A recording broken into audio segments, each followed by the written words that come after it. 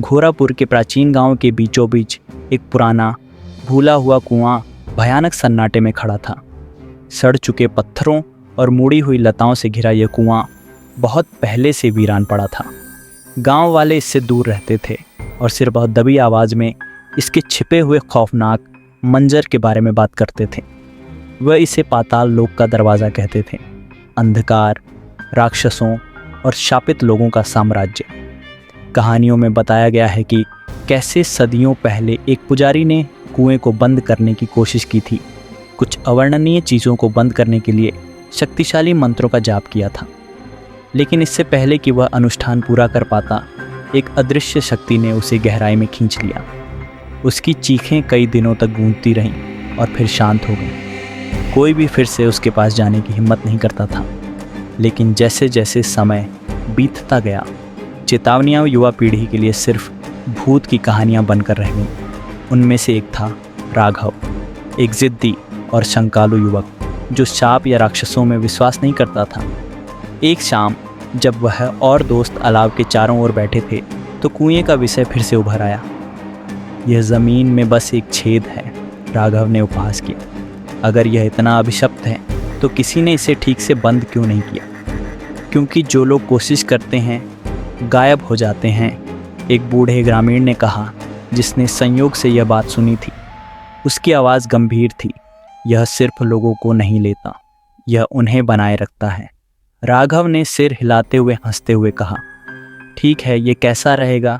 मैं आधी रात को कुएं पर जाऊंगा।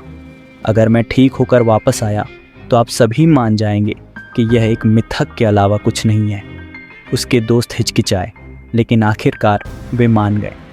हालांकि बूढ़े ग्रामीण ने बस इतना कहा, तुम्हें इसका पछतावा होगा। उस रात सिर्फ एक लालटेन और अपने फ़ोन के साथ राघव अकेले ही कुएं की ओर चल पड़ा। चांदनी रात के आसमान के नीचे गांव में सन्नाटा पसरा हुआ था। जैसे ही वह खुले मैदान में पहुंचा, घना कोहरा ज़मीन पर चिपक गया। कुआं उसके सामने दिखाई दिया। जितना उसने याद किया था उससे कहीं ज़्यादा बड़ा, गहरा। इसके पत्थर टूटे हुए थे, मानो अंदर से कुछ बाहर निकलने की कोशिश कर रहा हो। गहराई से एक अजीब सी गुनगुनाहट गूंज रही थी, जैसे कोई विकृत फुसफुसाहट। राघव किनारे पर झुका, अपनी लालटेन नीचे की ओर चमकाई। लौ बुझने से पहले बेतहाशा टिमटिमा रही थी।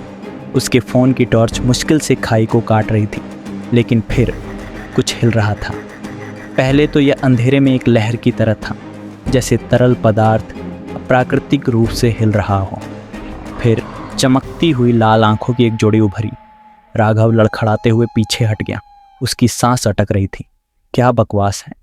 कुएं से ठंडी हवा बही, हंसी की आवाज़ लेकर। लेकिन यह इंसानी नहीं थी, यह गहरी कर्कश मजाक करने वाली थी। फिर छाया से एक हाथ बाहर निकला, कंकाल जला हुआ, प्राचीन निशानों से ढका हुआ। इसने असंभव ताकत से उसकी कलाई पकड़ ली। राघव चिल्लाया क्योंकि उसे आगे की ओर खींचा गया था। उसने ज़मीन पर पंजे मारे, लेकिन बल अथक था। वह अपने कानों में फुसफुसाती आवाज़ें सुन सकता था। तुम चुने गए हो, अब तुम हमारे हो। आखिरी हिंसक खिंचाव के साथ उसे रसातल में खींच लिया गया। आखिरी चीज़ जो उसने देखी वह थी रात का आसमान उसके ऊपर सिकुड़ रहा था, अंधेरे में डूबा हुआ। राघव एक विशाल गुफा में जागा। हवा खून और सड़ांत की गंध से भरी हुई थी। धुंधली भयानक लपटें दांतेदार दीवारों पर पंक्तिबद्ध थीं, बदलती छायाएं डाल रही थीं। नीचे की ज़मीन जीवित मांस की तरह धड़क रही थी। अंधेरे में आकृतियाँ छिपी हुई थीं, खोखली आँखों और खुले मुंह वाले लंबे दुर्बल प्राणी। उनकी हरकतें अस्वाभाविक थीं। वे उसे देख रहे थे, ऐसी भाषा में फुसफुसा रहे थे जिससे उसकी रीढ़ में सिहरन पैदा हो गई। अचानक एक विशाल आकृति उभरी।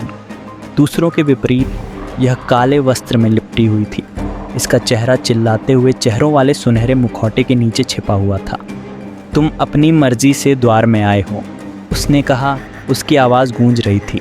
अब तुम यहीं रहोगे।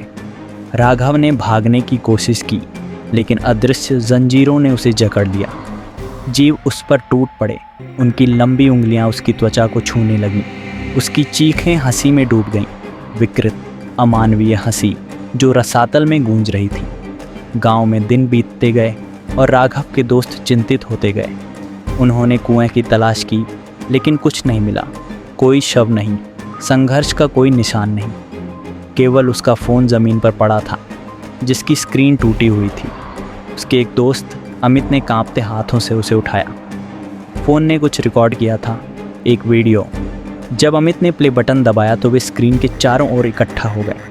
फुटेज में राघव कुएं के किनारे झुका हुआ दिखाई दे रहा था। फिर उसका चेहरा डर से मुड़ गया। वह चिल्लाया, स्क्रीन के स्थिर होने से पहले किसी अदृश्य चीज़ की ओर हाथ बढ़ाया, और फिर एक आवाज़, एक और। फ़ोन बंद हो गया। उस रात अमित ने सबसे पहले अपना नाम पुकारने वाली फुसफुसाहट सुनी। उसी रात कुआं फिर से खुल गया और वह भूखा था।